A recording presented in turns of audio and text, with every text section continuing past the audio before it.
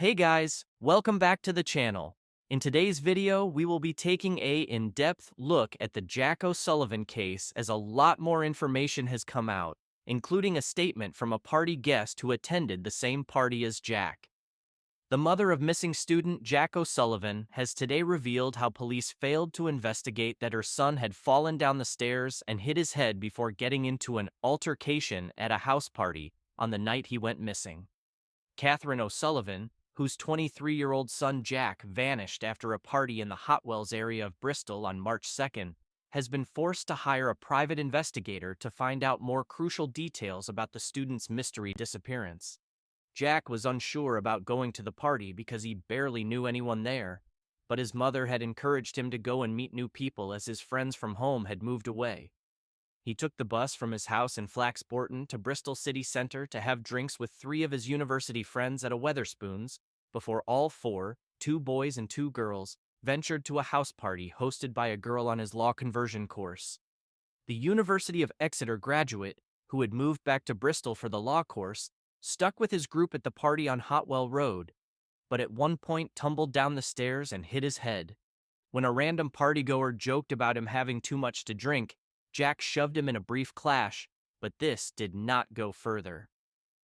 Jack texted his mom at 1:52 a.m. to say he was safe and planned to get a taxi, and left the party an hour later, without saying goodbye to his female friend who was having a cigarette outside. He never returned home, and has been missing for 6 months. From having to trawl through CCTV and carry out searches herself, to being denied access to crucial phone and Apple AirTag data, Jack's mother has become increasingly frustrated by Avon and Somerset Police's investigation. Jack's mum has said, "The girl at the party who was on the phone to him said that Jack got into an altercation with someone as he was leaving the party. The police say that it was nothing and that they haven't got any knowledge of that being any form of concern. We've tried to look into that ourselves with a private detective, and he questioned some of the people." The interview with the boy that Jack had the description of an altercation with says in his very descriptive interview that he was standing at the bottom of the stairs as Jack was leaving. Jack tripped on the stairs and he laughed at him and said, "You've had enough, mate," that type of thing. As Jack got up, he pushed him, and that was the extent of the altercation. It was described as an altercation. Obviously, we're not there, so we have no idea. But what this chap went on to say was that Jack hit his head when he fell down the stairs. Now, I went immediately back to the police with that and said, "You've never mentioned anything of the sort." We asked if we can look at the statements of the people at the party again. But it was a slight fob off is the way I describe it, because the police read out some lines from their books. However, I don't believe that they were official statements. They said we've got nothing of the sort reported to us. We just can't get to the bottom of anything.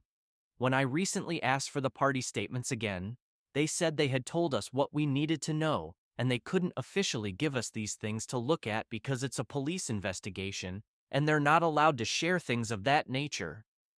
Jack's mum told Mail Online that police officers were finally searching an area around halfway back to their home earlier this week, after private specialist dogs had become agitated in an area of interest. Catherine claims she had to wait a week for Avon and Somerset to consider the report before they agreed to follow up and carry out searches on Thursday. After Jack left the party at 2:57 a.m., he walked south from the house along Christina Terrace and was caught on CCTV crossing the Junction Swing Bridge. This is only a short walk from the house, and Jack may have been walking towards a main road where he could more easily get a taxi. When bungling officers were alerted to this, they later uncovered a second clip showing someone walking along the Bennett Way Slip Road at around 3:38 a.m. Jack attempted to call his female friend who was still at the party at 3:24 a.m. When the friend called back 10 minutes later, Jack answered but only said hello before the call cut off. His phone remained active on Find My Friends until 6:44 a.m., last pinging on Granby Hill, and Catherine could hear the phone ringing through when she was calling him, indicating the device was still working.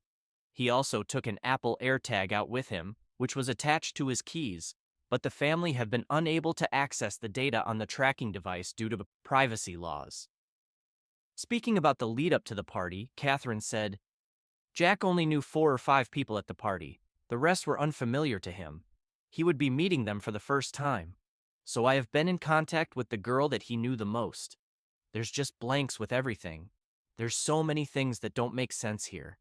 The girl who hosted the party, it was her birthday, and she was one of Jack's fellow students on the law conversion course he was doing, so she just invited a handful of people, and then her old university friends.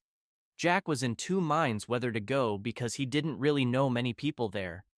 I encouraged him and said, meet some new people because most of his school friends and university friends are dotted all over the country, so he didn't have a sort of close body of friends living in Bristol. So I just thought it's an opportunity to meet new people. Catherine also said, what we know is that Jack called his friend, because by all accounts, what she tells us is, she was at the party with Jack. She went outside to have a cigarette, but Jack stayed inside with the others. But when she got back inside, Jack had gone and just left, and she thought it was a bit strange that he'd left without saying goodbye, because Jack isn't that sort of person really. So she went to look for him, but she couldn't find him anywhere, and I think she started messaging him and said, where are you? He then rang her, but she didn't answer the call. She said she had a problem with her phone, and she was trying to answer it, and it wouldn't connect. However, about 10 minutes or so later, she rang him back and she says he answered and just said, hello. My question is, was it Jack that answered? But again, nobody can be accurate with that. She thinks it was Jack, but he just said hello, and didn't say anything else. That was at 3:35 a.m. Asked if she wanted to speak further to the fellow revelers, Catherine replied, well, not particularly, because I think that if I hadn't seen Jack leave and I hadn't seen him walking, I would be more concerned. But I do think that quite a few people at the party weren't aware of him, because it appears that he wasn't in conversation with that many people there. He kind of stayed within the group of people he knew, and I don't know if they would have any more information. They might recall him being there. Somebody might come out and say, yeah, there was a huge fight and this happened and that happened. But I would have expected that information to have been given to somebody along the way for consideration before now. So I don't think they are doing anything wrong, particularly. I mean, maybe they just don't want to get involved. Or, for them, it's not such a big deal. They're all trying to become lawyers, and maybe they just don't want the hassle. Jack's mother has called on the support of 2 charities based in Northern Ireland and Scotland to help search the route that Jack would have tried to walk home if this is what he tried to do. My main concern, literally from the first day, was, could Jack have possibly tried to get home? Tried to walk it. 4-mile walk, but not insurmountable. It is something you could do, but part of it is really not safe, because there's a dual carriageway involved, and it's not very well lit at night, so we've asked repeatedly for the police to look at this area, but they refused. They said they had no reason to suggest that Jack had got that far based on his phone usage. But my argument was, maybe he's not with his phone. Nevertheless, it was never done by the police. We just felt that it was an area of concern, given the fact that it can be quite treacherous. Catherine has also revealed today how the family has instructed lawyers to apply for a court order to get Jack's phone data from mobile provider EE. The police say they are unable to hand out the data without EE's permission, but EE say they can only give it out with the relevant authorities' permission. We're just going in a circle, back and forth. We're in the process of trying to get a court order to get the data released. I just want to be able to give it to somebody, a professional body that can analyze it and then tell me their findings so I can feel that that's been done properly.